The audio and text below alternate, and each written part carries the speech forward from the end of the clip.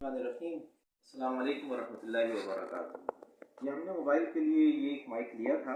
तस्वीर में तो ऐसे दिखाया जा रहा है जगह जगह पर कि ये जो है ना ये वैसे है, लेकिन मसला क्या हुआ कि इसके अंदर दो पिन हैं, यानी कि ये सिर्फ माइक की पिन्स हैं और ये माइक स्टीरियो माइक है, लेकिन इसमें जो है ना वो माइक की पिन है।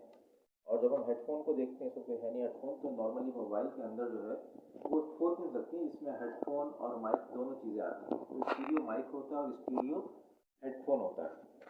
तो अब उसके लिए हमने ये सर्च किया, इसको TRRF कहते हैं। एक तरफ जिसके अंदर 4 कनेक्टर होते हैं उसको TRRF कहते हैं।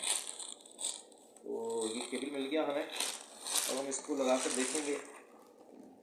यानी कि इसको वाई केबल भी कहते हैं, TRRF केबल भी कहते हैं। तो ये वाई केबल आपको दिखाते हैं कैसा है। अब देखिए इसका जो